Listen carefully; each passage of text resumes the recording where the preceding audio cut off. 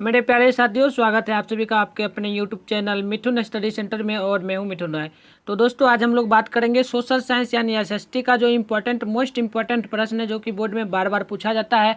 आप एक प्रकार से करें तो यह काफ़ी मोस्ट इंपॉर्टेंट क्वेश्चन है, जो कि टॉप 10 में आता है यह क्वेश्चन। करीब मैं जो क्वेश्चन अभी करवाऊंगा यह क्वेश्चन है ना, इसमें से करीब करीब मैं 40 क्वेश्चन करवा रहा हूँ, ठीक है। और इसमें से आपके बोर्ड एग्जाम में जो क्वेश्चन पूछेगा, करीब 10 क्वेश्चन जो है ना इसी वीडियो से रहेगा। तो 40 क्वेश्चन आप याद कर लोगे ना, तो उससे 10 क्वेश्चन पूछ ले, इससे बड़ी बात क्या होगी यार। तो आप लोग इस वीडियो को पूरी कंटिन्यू अंत तक देखते रहना। तो चलिए हम लोग देखते हैं क्वेश्चन को बिना टाइम गवाए हुए।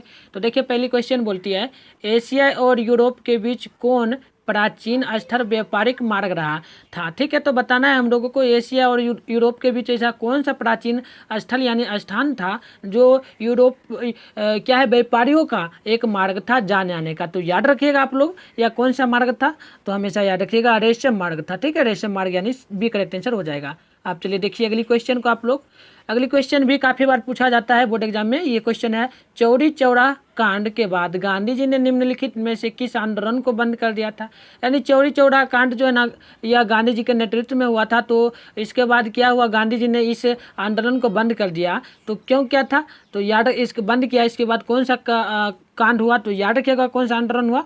तो आप लोग हमेशा याद रखना, असहयोग आंदोलन हुआ। चौरी चौरा हत्याकांड के तुरंत बाद क्या हुआ, असहयोग आंदोलन शुरू हो गया था। तो सी आप लोग याद रखेगा। आप चलिए अगली क्वेश्चन को देखते हैं। 3 नंबर सवाल कहता है, अंतर्राष्ट्रीय मजदूर दिवस कब मनाया जाता है। तो काफ़ी बार पूछा जाता है यह भी क्वेश्चन। तो याद रखिएगा, यह जो क्वेश्चन का आंसर होगा क्या होगा, कमेंट करना आप लोग। तो याद रखिएगा 1 मई को मनाया जाता है अंतर्राष्ट्रीय मजदूर दिवस। ठीक है, और महिला दिवस भी पूछा जाता है कि महिला दिवस कब मनाया जाता है। तो मनाया जाता है, तो याद रखिएगा 5 मई को। ठीक है, कब मनाया जाता है, तो 5 मई को मनाया जाता है महिला दिवस। आप लोग वो भी नोट कर लेना, क्या तो लिख देते हैं महिला दिवस। ठीक है, महिला दिवस मनाया जाता है। तो आप लोग याद रखिएगा, यह काफ़ी इंपॉर्टेंट 2 सवाल होता है, दोनों में से एक क्वेश्चन पूछता है बोर्ड एग्जाम में। आप चलिए अगली क्वेश्चन को हम लोग देख लेते हैं। अगली क्वेश्चन आप लोग देखिएगा, क्वेश्चन कहता है, वर्तमान में भारत में कितने केंद्र शासित प्रदेश हैं। मतलब कि वर्तमान में अभी के समय में भारत में कितने केंद्र शासित प्रदेश हैं। तो याद रखिएगा कुल कितने प्रदेश हैं, तो कुल 9 प्रदेश हैं। ठीक है, कुल 9 केंद्र शासित प्रदेश आते हैं अभी के समय में। चलिए अगली क्वेश्चन को देखते हैं। सभी क्वेश्चन बार बार पूछा जा चुका है, पूछता भी है। तो ये क्वेश्चन देखना आप लोग, कहता है, सूचना का अधिकार संबंधी कानून कब पारित हुआ था। यानी सूचना का अधिकार कब लागू हुआ था। तो ये आपको पता होगा, यह राजस्थान में हुआ था लागू। इसका अधिकार चला था कहाँ, राजस्थान में सूचना का अधिकार, और हुआ था लागू 2005 में। ठीक है, तो याद रखना आप लोगों को, यह दोनों में से एक क्वेश्चन पूछता है। आप चलिए अगले क्वेश्चन को देख लेते हैं। 6 नंबर सवाल कहता है, किसने कहा था लोकतंत्र जनता का चूंकि जनता के द्वारा तथा जनता के लिए शासन है। यह क्वेश्चन किन्होंने बोला था। यहाँ से यहाँ तक क्या पंक्ति आता है बड़ा, पंक्ति है, लोकतंत्र का लोकतंत्र जनता का जनता के द्वारा तथा जनता के लिए शासन है, किन्होंने कहा था। तो चलिए ऑप्शन शो होता है आप लोगों से, यदि हो सके याद होगा तो आप लोग कमेंट करिएगा। तो क्या आंसर होगा, अरस्तु होगा, और ब्राह्मण लिंकन होगा, रूसो होगा, या सुकरात होगा। ठीक है, क्या होगा, तो कमेंट आप लोग जरूर करना, यदि आप लोगों को पता हो तो याद रखना अरस्तु होगा। ठीक है, चलिए अगली क्वेश्चन को हम लोग देखते हैं। अगली क्वेश्चन कहता है 7 नंबर, कहता है, पंचायती राज संस्थाओं को संवैधानिक ऊर्जा किस संविधान संशोध, ठीक है, संशोध ने से प्राप्त हुआ था। तो सिंपल सी क्वेश्चन एक बार और बोल देते हैं। कहता है क्वेश्चन, पंचायती राज संस्थाओं को संवैधानिक दर्जा किस संशोधन से प्राप्त हुआ था। तो याद रखिएगा कब हुआ था, किस में हुआ था। तो हमेशा याद रखना आप लोग, इसका आंसर ये था 75वां में। ठीक है, तो डी हो जाएगा करेक्ट आंसर। आप चलिए अगली क्वेश्चन को देखते हैं। क्वेश्चन एकदम इंपॉर्टेंट है सभी, तो ध्यान रखना आप लोग। कहता है अगली क्वेश्चन, भारत में लोकतंत्र की सफलता का क्या वादा है, याद रखना। तो लोकतंत्र की सफलता होगा, इसके लिए मतलब क्या वादा है सफलता होने के लिए। तो बाधा जो है ना, बहुत सारी बाधाएं हैं, क्या क्या है, तो याद रखिएगा आप लोग हमेशा। यह गरीबी, मुख्य रूप से गरीबी होती है लोकतंत्र, ठीक है, लोकतंत्र को सफलता बनाने में। तो याद रखना आप लोगों को। वैसे तो ये सभी होना चाहिए, लेकिन हमें पूछा गया है मुख्य रूप से। ठीक है, तो मुख्य रूप से पूछा गया है, तो बेरोजगारी होगा यानी गरीब होगा। ठीक है, तो याद रखिएगा। अगले क्वेश्चन को आप लोग देखिएगा, यदि संभवता हो सके तो आंसर भी बताइएगा कमेंट में। कहता है, बिहार में रज्जू मार्ग कहाँ है। ठीक है, बिहार में रज्जू मार्ग कहाँ है, पिछले बार का यह क्वेश्चन पूछा जा चुका है। तो याद रखिएगा बिहार में रज्जू मार्ग जो है ना, यह कहाँ है, तो कमेंट करिएगा आप लोग। याद रखिएगा बिहार शरीफ में, कहाँ है, बिहार शरीफ में, यानी एक करेक्ट आंसर हो जाएगी। आप चलिए अगली क्वेश्चन को हम लोग देखते हैं। अगली क्वेश्चन कहता है 10 नंबर, सासाराम नगर का विकास कब हुआ था? सासाराम जो नगर है इसका विकास कब हुआ था, किस मध्य में हुआ था? तो याद रखना है आप लोगों को किस युग में हुआ था ना, तो हमेशा याद रखिएगा आप लोग, यह हुआ था मध्य युग में, ठीक है। तो एक रेक्टेंशन हो जाएगी। अगली क्वेश्चन को आप लोग देखिएगा, एकदम ध्यान से सुनिएगा ताकि याद हो जाए क्वेश्चन, ठीक है, क्योंकि बोर्ड एग्जाम में ये सब सवाल पूछा जाता है। कहता है सवाल, गोविंद सागर कृतम जलाशय संबंधित है, यानी गोविंद सागर जो कृतम जलाशय है तो वह किससे संबंधित है? तो याद रखिएगा आप लोग हमेशा, यह संबंधित है हमारा भाखड़ा नांगल बांध से। भाखड़ा नांगल क्या है, नांगल बांध से, तो यानी सी करेक्ट आंसर हो जाएगी, ठीक है। अगली क्वेश्चन को आप लोग देखें, ध्यान से देखिएगा। अगली क्वेश्चन कहता है 12 नंबर सवाल कहता है, सर्वाधिक भूस्खलन प्रवण राज्य कहाँ है, ठीक है, राज्य है, यानी कि सबसे ज़्यादा सर्वाधिक भूस्खलन का मतलब कि सबसे ज़्यादा क्या हो सकता है, तो सबसे ज़्यादा जो है ना कि मतलब जहाँ वन ज़्यादा पाया जाता है, जहाँ पहाड़ ज़्यादा होता है, तो ये पहाड़ का बात यहाँ पे ज़्यादा किया जा रहा है। तो याद रखिएगा यह सबसे ज़्यादा जो है ना उत्तराखंड में होता है, यानी एक करेक्ट आंसर हो जाएगी, ठीक है। आप चलिए अगली क्वेश्चन को देखते हैं हम लोग। क्वेश्चन कहता है, बिहार का कौन सा भाग सर्वाधिक सूखा प्रवण है? प्रवण का मतलब क्या होता है कि भाई यही है कि मतलब कौन सा राज्य सबसे ज़्यादा खतरनाक है, ठीक है। तो याद रखिएगा बिहार का कौन सा भाग जो है ना सबसे ज़्यादा सूखा होता है। तो याद रखिएगा कौन सा हिस्सा है, तो हिस्सा में पूछा जा रहा है हमें, तो याद रखिएगा हमेशा पूर्वी बिहार, ठीक है, पूर्वी बिहार आप लोग याद रखिएगा, पूर्वी बिहार में सबसे ज़्यादा सूखा होता है, यानी बारिश नहीं होता है। आप चलिए अगली क्वेश्चन को देखें। क्वेश्चन कहता है 1871 में कौन सी संधि लागू हुई थी? मतलब 1871 में कौन सी संधि जो ना हुई थी, मतलब संधि का मतलब कौन सा संधि हो, कुछ भी प्रकार का मतलब संबंधित हो जाता है यह प्रश्न, ठीक है। तो याद रखिएगा क्या आंसर आप लोग, तो याद रखिएगा हमेशा फ्रैंकफर्ट की संधि हुई थी, ठीक है, फ्रैंकफर्ट की संधि, यानी एक करेक्ट आंसर हो जाएगा। आप चलिए हम लोग देखते हैं अगली क्वेश्चन को। क्वेश्चन कहता है 1830 की क्रांति के बाद फ्रांस में किस प्रकार की शासन का उदय हुआ था? यानी 1830 में क्रांति जो ना हुई था, कौन सा क्रांति हुआ था, तो रूसी क्रांति हुआ था। याद रखिएगा पूछा जाता है बोर्ड एग्जाम में, रूसी क्रांति कब हुआ था, तो 1830 में। ये भी पूछा जाता है कि 1830 की क्रांति कौन सी थी, तो रूसी क्रांति। यह दोनों क्वेश्चन पूछता है, तो याद रखना है। और ये क्वेश्चन जो है अभी हम बता रहे हैं, इसका भी आंसर याद रखिएगा। 1830 की क्रांति के बाद फ्रांस में किस प्रकार का शासन हुआ था, तो याद रखिएगा किस प्रकार का शासन हुआ था, तो हमेशा आप लोग माइंड में बैठा कर रखिएगा। यह हुआ था संवैधानिक राजतंत्र, ठीक है, संवैधानिक राजतंत्र, यानी बी करेक्ट आंसर होगा। आप चलिए अगली क्वेश्चन को हम लोग देखते हैं। अगली क्वेश्चन देखिएगा आप लोग, कहता है रूस की बोल्शेविक क्रांति का नेतृत्व किसने किया था? रूस की, ठीक है ना, रूस की बोल्शेविक क्रांति जो ना इसका नेतृत्व किसने किया था? तो भाई आपको याद होगा, हमेशा याद होगा, या लेनिन ने किया था। कौन, किसने किया था? लेनिन ने, तो इसी करेक्ट आंसर होगा। आप चलिए हम लोग अगली क्वेश्चन को देखते हैं। अगली क्वेश्चन कहता है भारत में राष्ट्रीय आय की गणना कौन करता है? भारत में राष्ट्रीय आय की गणना कौन करेगा?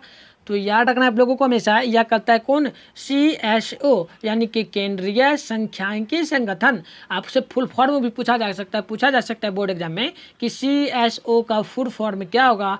तो याद रखना आप लोगों को हमेशा, यह होगा केंद्रीय सांख्यिकी संगठन। आपको ऑप्शन में देगा, तो याद रखना ये भी बोर्ड में पूछा जाता है। आप चलिए अगली क्वेश्चन को आप लोग देखें। 18 नंबर कहता है निम्न में कौन पिछड़ा राज्य है? पिछड़ा राज्य कौन है? तो याद रखना है पिछड़ा राज्य अगर बिहार दे तो दे तो बिहार में तो मानना ही है, क्योंकि बिहार ही पूरे इंडिया में पिछड़ा राज्य कहा जाता है। तो क्या होगा? डी करेक्ट आंसर हो जाएगी। आप चलिए अगली क्वेश्चन को हम लोग देखते हैं। अगली क्वेश्चन देखिएगा, एकदम ईजी क्वेश्चन है। कहता है आर्थिक क्रियाओं का क्या उद्देश्य है? आर्थिक क्रियाओं का क्या उद्देश्य है? तो याद रखना है आप लोगों को हमेशा, इसका उद्देश्य है जीविकोपार्जन, ठीक है, जीविकोपार्जन। तो ये आप लोग याद रखिएगा। आप चलिए अगली क्वेश्चन को हम लोग देखते हैं। क्वेश्चन कहता है 20 नंबर, भारत का राष्ट्रीय आय का सर्वप्रथम अनुमान किसने लगाया था? यानी सबसे पहले कि मतलब अनुमान नहीं लगाया जाता था कि भारत में कितना, मान लो जैसे आपके घर में आपके पिताजी मान लो 500 का पर डे कमाते हैं, डेली कमाते हैं, तो ये होगा कि पर डे कमाते हैं, कितना खर्च हुआ और कितना बचा, ये सभी नहीं जोड़ा जाए तो क्या किसी को पता चलेगा कि कितना हम कमा रहे हैं, कितना खर्च हो रहा है, कितना बच रहा है? ये सभी तो पता नहीं चलेगा ना। वैसे ही होता था हमारे इंडिया में भी पहले ये सब किसी को नहीं पता था कि आय क्या होती है। जैसे ही देश का जो सरकार तो था ही नहीं, अंग्रेज था, वो सभी शासन करता था, रुपया लूट के ले जाता था। तो उनको क्या जरूरत था कि आय की हम अनुमान लगाए। जब शासन क्या हुआ, अंग्रेजों का शासन जब हटा हमारे इंडिया पे से, तब वहाँ अनुमान लगाया था किसने? तो याद रखिएगा आय का अनुमान सर्वप्रथम लगाया था हमारे किसने? तो दादा भाई नौरोजी ने, ठीक है, नौरोजी। तो आप लोग याद रखिएगा डी, ठीक है। चलिए अगली क्वेश्चन को देखते हैं। अगली क्वेश्चन कहता है दीर्घकालीन ऋण प्रदान करने वाली कौन सी संस्था है? ठीक है, कौन सी बैंक है जो दीर्घकालीन दीर्घकालीन ऋण देती है। तो याद रखिएगा आप लोग हमेशा, यह कौन सी बैंक है, तो यह होगा भूमि विकास बैंक, यानी ये दीर्घकालीन का मतलब आप लोग याद रखिएगा, यह होता है किसान। ठीक है, तो चलिए अगली क्वेश्चन देखते हैं। अगली क्वेश्चन आप लोग देखिए, तो क्वेश्चन कहता है उपभोक्ता का अधिकार। ठीक है, उपभोक्ता अधिकार दिवस कब मनाया जाता है। क्वेश्चन काफी इंपॉर्टेंट होता है। देखिए दिवस वाली क्वेश्चन है ना, इस पर मैं एक अलग से वीडियो बना दूंगा, जितना भी दिवस का संबंधित प्रश्न होगा मैं उसमें बना दूंगा। ठीक है, तो वो आप लोग जरूर वीडियो देखना, मैं बना दूंगा, बहुत जल्द ट्राई करूंगा लाने का, क्योंकि दिवस वाला जो क्वेश्चन है ना, इससे करीब 5 नंबर तक का प्रश्न बोर्ड एग्जाम में पूछा जाता है, खास करके SST में यानी सोशल साइंस में। तो इस पर भी मैं वीडियो लाऊंगा, यदि आप लोगों को चाहिए तो आप लोग कमेंट करके जरूर बताना, उस शॉर्ट ट्रिक में मैं आपको बताऊंगा कैसे याद करना है। ठीक है, तो आप लोग कमेंट जरूर करना। तो चलिए हमारी क्वेश्चन जो है ये देख लेते हैं। क्वेश्चन कहता है उपभोक्ता अधिकार दिवस कब मनाया जाता है। तो याद रखिएगा आप लोग हमेशा माइंड में बिठा के, यह मनाया जाता है 15 मार्च को। ठीक है, कब मनाया जाता है, 15 मार्च को। तो चलिए अगली क्वेश्चन को हम लोग देखते हैं। अगली क्वेश्चन आप लोग देखिएगा, क्वेश्चन 23 नंबर है। ठीक है ना, 23 नंबर क्वेश्चन कहता है कि पंजाब में भूमि निम्नीकरण का मुख्य कारण क्या है। पंजाब में तो भूमि मतलब पंजाब जो राज्य है उसमें भूमि निम्नीकरण का मुख्य कारण क्या है। तो याद रखिएगा आप लोग हमेशा बैठा के माइंड में, यह है अधिक सिंचाई, क्योंकि वहाँ पर अधिक सिंचाई की जरूरत होती है, वहाँ पे वर्षा कम होती है। ठीक है, आप चलिए अगली क्वेश्चन को देखते हैं हम लोग। क्वेश्चन कहता है सोपानी कृषि प्रचलित है किस राज्य में। सोपानी कृषि किस राज्य में प्रचलित है। तो याद रखना है आप लोगों को हमेशा, उत्तराखंड में। सोपानी का अर्थ क्या होता है, तो याद रखिएगा सोपानी का अर्थ होता है पहाड़ों पे खेती किया जाता है। पहाड़ों पे जैसे ये पहाड़ है, ये पहाड़ है, तो आप क्या करेंगे कीजिएगा, ये बहुत बड़े बड़े पहाड़ है, तो उत्तराखंड में कभी जाइएगा, यदि आप लोग न्यूज में भी देखिएगा, तो ये जितना जगह बचा है ना गैप, इसी में क्या होता है कि आड़ी बना दिया जाता है छोटा सा, और पानी अटका दिया जाता है, और इस पर धान का खेती किया जाता है। तो इसी को सोपानी कृषि कहा जाता है। तो याद रखना आप लोगों को। ठीक है, आप चलिए अगले क्वेश्चन को देखते हैं। क्वेश्चन कहता है बिहार में प्रायः कैसी मिट्टी पाई जाती है। बिहार में किस प्रकार की मिट्टी पाई जाती है। तो याद रखिएगा आप लोग हमेशा, बिहार में जलोढ़ मिट्टी पाई जाती है। ठीक है, जलोढ़ मिट्टी यानी कि कड़ा मिट्टी, जिस पे किसी भी प्रकार का फसल उगाया जा सकता है। आप चलिए अगले क्वेश्चन को देखते हैं। अगली क्वेश्चन है आयुर्वेद का जनक किन्हें कहा जाता है। आयुर्वेद का जनक किन्हें कहा जाता है, तो काफी इंपॉर्टेंट होता है आयुर्वेद का जनक, ये भी क्वेश्चन बार बार पूछा जाता है बोर्ड एग्जाम में। तो याद रखिएगा हमेशा आप लोग सुटरूट। ठीक है, सुटरूट यानी कि सी करेक्ट आंसर हो जाएगा, सुटरूट आप लोग याद रखिएगा।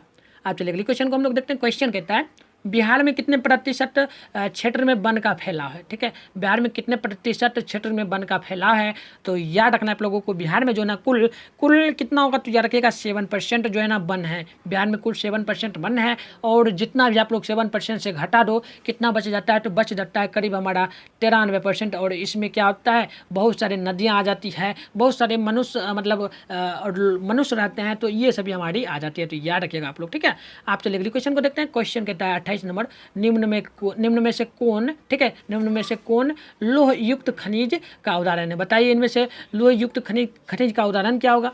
तो याद रखिएगा आप लोग हमेशा, यह क्या होगा, मैग्नेटाइट। ठीक है, मैग्नेटाइट। चलिए अगले क्वेश्चन को देखते हैं। अगली क्वेश्चन को आप लोग देखें। अगली क्वेश्चन क्या कहता है, सिंपल सी क्वेश्चन आप लोग देखना। 29 नंबर सवाल काफ़ी इंपॉर्टेंट होता है। क्वेश्चन कहता है सबसे घटिया कोयला क्या है। सबसे घटिया कोयला है, मतलब सबसे घटिया कोयला भी बहुत प्रकार का आता है ना। तो याद रखिएगा सबसे घटिया कोयला पूछे तो ये हमारा आंसर क्या हो जाएगा, तो आंसर हो जाएगा हमारा ये होगा क्या, पीट जो कोयला ना सबसे घटिया क्यों होता है, तो बता देता हूँ। सबसे पहले क्या होता है, खनान, समझना आप लोग, तो समझ लेना क्योंकि समझने में अच्छा होता है, इंपॉर्टेंट मतलब कॉन्सेप्ट क्लियर आना चाहिए, ताकि कॉन्सेप्ट क्लियर रहेगा तो आप लोगों को दिक्कत नहीं होगा, क्वेश्चन का आंसर याद रहे या ना रहे आप लोग समझ जाओगे। ठीक है, देखिए क्या होता है कि कोयला का खनान से जैसे ही तोड़ा जाता है तो उसको किया जाता है, जेसीबी के द्वारा तोड़ा जाता है, और ट्रक में क्या किया जाता है, लोड किया जाता है। वो लोड करके क्या जाता है, फैक्ट्री में जाता है। फैक्ट्री में क्या होता है कि मशीन के द्वारा बड़ा बड़ा टुकड़ा है तो उसको क्या किया जाता है, छोटे छोटे टुकड़ों में क्या किया जाता है, कन्वर्ट किया जाता है, छोटा छोटा टुकड़ा में कन्वर्ट किया जाता है। कन्वर्ट करने के बाद क्या होता है कि उसको भेज दिया जाता है भट्टा, जिसे आप लोग चिमनी कहते हो, और बड़े बड़े कारखाना होता है जहाँ पे कोयला को जलाया जाता है। तो कोयला को वहाँ पर जाने के बाद क्या होता है, वहाँ पे वो छोटे छोटे टुकड़ों को क्या करता है, जलाता है। तो उससे क्या होता है कि वो जलने के बाद जो बच जाता है छोटा छोटा कण, वो जलने के बाद जो छोटा छोटा कण बचता है ना, उसे क्या करता है, घर में लाया जाता है। और घर में आप लोग जलाए होंगे कभी, तो वही होता है, उससे हम लोग क्या करते हैं, पीट कहते हैं, यानी पीट दिया जाता है। मान लो आपको पीट दिया कितना जगह, 1 जगह 2 जगह 3 जगह 4 जगह 5 जगह पीटा गया, तो पीट ही ना करेगा। तो पीट आप लोग याद रखना, पूछे से कभी भी पूछे आप लोगों को सबसे घटिया कोयला क्या है, तो पीट आप लोग हमेशा याद रखिएगा। ठीक है, आप चलिए अगली क्वेश्चन को देखते हैं। क्वेश्चन कहता है निम्न में से कौन रोपण फसल नहीं है। बताइए इनमें से रोपण फसल कौन सा नहीं है। तो याद रखिएगा आप लोग हमेशा, रोपण फसल जो हमारा इनमें से नहीं होगा वो क्या होगा, तो माइंड में हमेशा बिठाइएगा आप लोग। रुकिए तो थोड़ा सा आंसर बताते हैं हम लोग।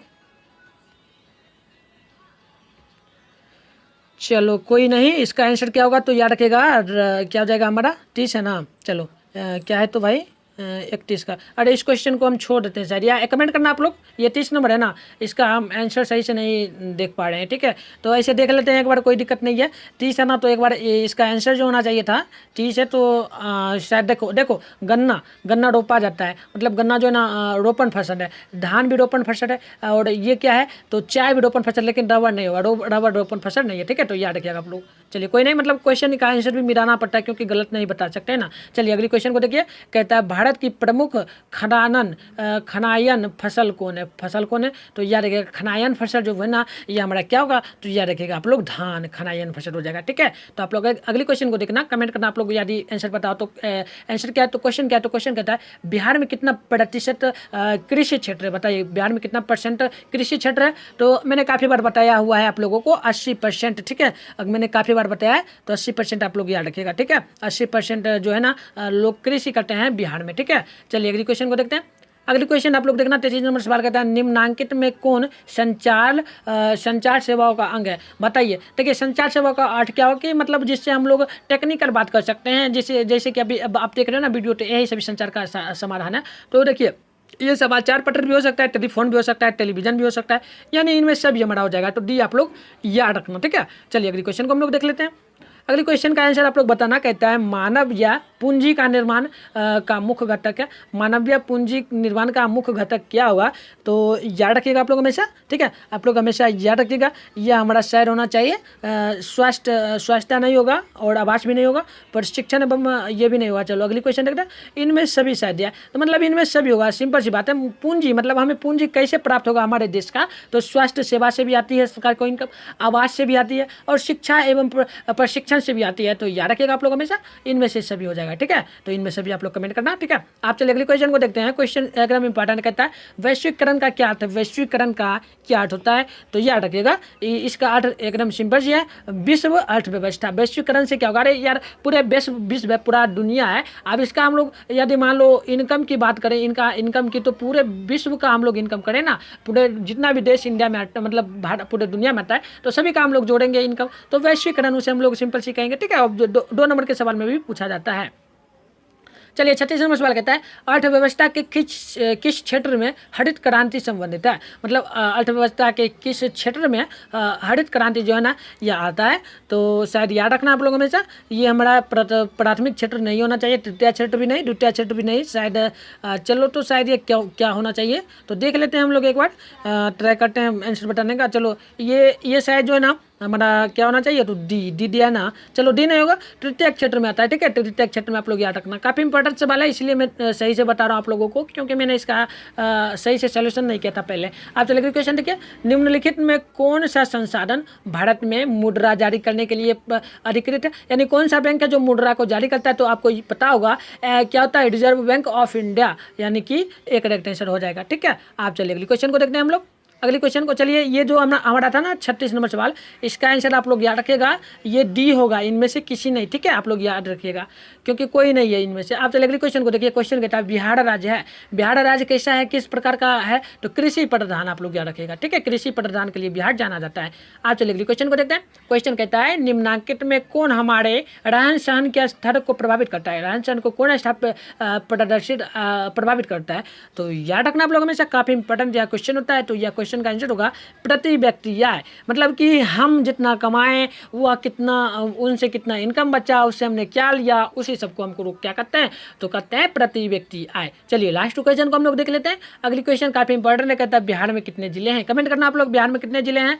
तो बिहार में कुल 38 जिले हैं, बिहार में कुल 38 जिले हैं, तो याद रखना आप लोग। तो चलिए आज की वीडियो कैसी लगी आप लोग कमेंट करके जरूर बताना, और आप लोगों को इंपॉर्टेंट क्वेश्चन को पढ़ना है, इसी प्रकार से आप लोग हमारे जो साथ जरूर जुड़ जाना, हमारे चैनल को सब्सक्राइब कर लेना और बेल आइकन को दबा लेना, ठीक है। और वीडियो को जाते लाइक करके जाना, और कमेंट में अपनी राय जरूर देते जाना कि और भी इसी प्रकार से वीडियो आप लोगों को चाहिए तो हम आप लोगों के लिए लाएंगे, ठीक है। तो चलिए आप लोग जाते वीडियो को एक शेयर करके जरूर जाना, और हमारे साथ अभी तक नहीं जुड़े हैं तो आप लोग जुड़ जाना। आप लोग यदि हमारे व्हाट्सएप ग्रुप में ज्वाइन होना चाहते हैं तो नीचे जाइए, नीचे में आपको नंबर मिलेगा हमारे व्हाट्सएप ग्रुप का, उसमें मैसेज करें, आप लोगों को ग्रुप में ज्वाइन किया जाएगा, या मैं लिख देता हूँ यहीं पे नंबर, आप लोग देख लो नंबर, ये हमारा नंबर शो रहा है, आप लोग इस पर कॉन्टैक्ट करना, आप लोगों को ग्रुप में ज्वाइन कर दिया जाएगा। तो चलिए यहीं पर हम लोग वीडियो को समाप्त करते हैं। आप तमाम दोस्तों को बाय बाय।